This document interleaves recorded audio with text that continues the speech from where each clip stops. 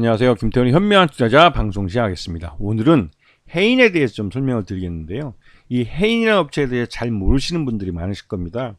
시장 내에서 그렇게 많이 알려져 있지는 않은 업체지만 이 업체가 항상 주가가 급등할 때는 미국의 캔터필러라는 건설 장비 업체의 주가가 급변동할 때 동반해서 같이 움직이는 모습을 보입니다. 그만큼 이 해인이라는 업체는 미국의 캔터필러의 건설 장비를 수입해서 판매하거나 대여해서 사업을 하는 것으로 유명한 업체입니다. 그리고 그 외에도 융하인리나 메쪼, BKT라는 해외 유수의 건설 장비나 중장비 업체들의 그 총판을 하면서 이들 업체들을 우리 국내 시장에 소개도 해줄 뿐만 아니라 해외에서 그 판매나 대리, 그러니까 대여 같은 사업을 하고 있는 회사이기도 합니다. 그러면서도 한편으로 이 캐터필러 엔진이나 여기서 나온 엔진들을 판매하거나 이러한 일을 대행해서 하는 그런 유통업이라고 할까요? 이런 그 수입 판매 업무를 하고 있는 회사이기도 합니다. 그래서 이 업체의 이 사업은 이 캐터필러하고 밀접하게 관련이 돼 있는 그런 상황이죠. 근데 이 회사의 실적들을 보면 건설 장비다 보니 건설업계에 영향을 많이 받습니다. 건설업이 좋을 때는 나름대로 판매도 많이 이루어지고 대여도 많이 이루어져서 관련된 또 부품 수입이나 이것들 많이 늘어나는데 건설업이 죽으면 같이 뭐 실적도 안 좋아지는 그런 그 결과가 나오기도 하죠.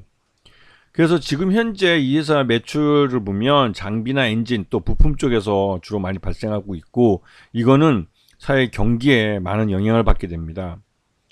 그래서 지난 그 매출, 분기 매출 봤을 때도 뭐 작년 동기 대비해서는 좀 꽤 나아지고 있지만 그래도 아직까지는 그 이 4월 10일 날 총선이 있었기 때문에 그 영향으로 1분기 때 시중에 돈이 많이 풀리고 또 각종 토목건설 사업에 대한 이런 윤석열 정부의 이 재정 투입이 1분기에 집중되다 보니까 1분기는 실적이 나름대로 선방하는 모습을 보였지만 전반적으로는 건설업이나 토목공사 쪽에 영향을 받아서 전반적으로는 좀 부진한 형태를 나타내고 있습니다. 그리고 최대주 지분이 지금 보시면 아시겠지만 특수관계인을 포함해서 19.94%로 그렇게 높진 않은 편입니다. 그것 때문에도 지금 장기적으로 실적이 좀 개선되면 그 주주 우선 하는 정책들을 내놓을 가능성이 높은 회사이기도 하죠. 근데 이제 지금 시장에서 해인이 막 주가가 급등하는 것은 전형적인 테마주 형태를 나타내는 것으로 이 역시 이제 동해 그 심해저 석유 개발 이 석유 탐사에 대한 수혜를 받을 것이라는 얘기가 돌면서 시장에서 이런 테마주 바람을 타고 있는 그런 종목이라고 언급되고 있기 때문입니다.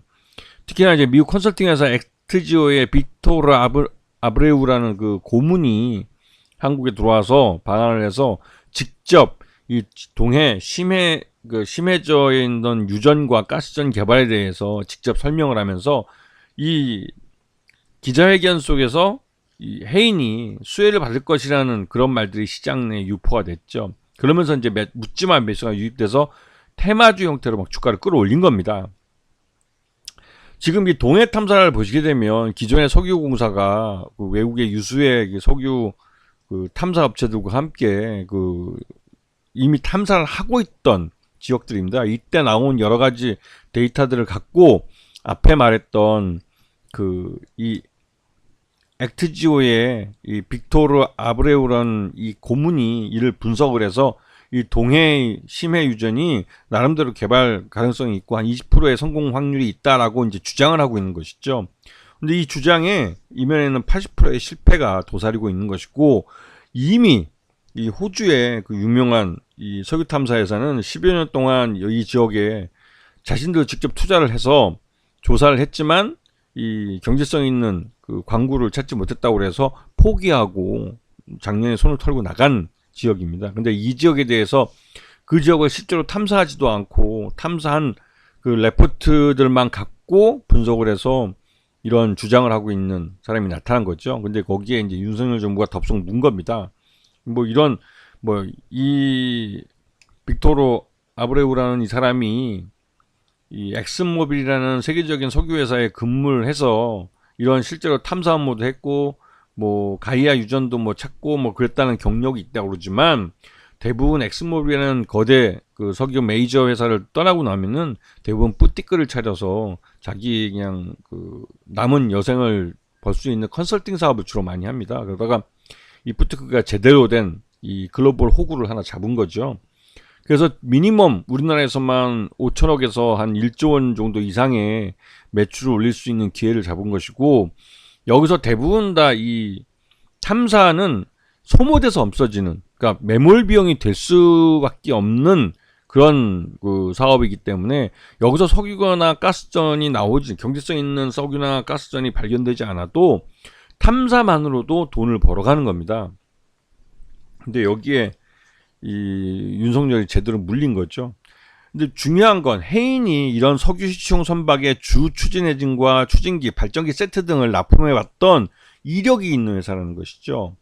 근데 여기서 중요한 건 이 앞에서 말했던 이 액티지오라는 회사가 이제 탐사를 주로 이제 탐사의 레포트를 만드는 회사고, 이 시추하는 회사는 또 따로 있습니다. 근데 시추하는 회사나 이런 쪽에서 과연 우리 한국 기업인 해인의 이런 시추용 선박 엔진을 사용할 것이냐, 또 발전기 세트를 이용할 것이냐, 이거는 전혀 별개의 문제죠. 다만 시장에서는 기대감으로 먼저 묻지마 매수세를 보이는 겁니다.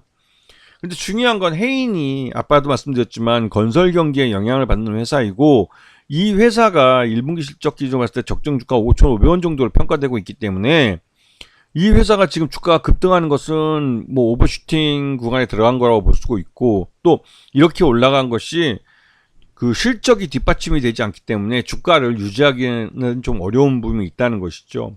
그리고 앞에 잠깐 설명드렸지만 이 동해 심해저 해저 탐사의, 그러니까 이 시추에 해인의 이런 그 석유 시총 엔진이 사용된다든가 아니면 뭐 거기에 발전기 세트가 납품이 된다든가 이러한 가능성이 아직까지는 기대감만 있다는 것이죠. 그 불확실성이 큰 상태입니다. 그런 부분 때문에도 해인의 주가 급등은 테마성 주가 급등으로 끝날 가능성이 있기 때문에 주의할 필요가 있다는 것이죠. 아시겠죠? 자, 오늘 방송 여기서 마치겠습니다. 감사합니다.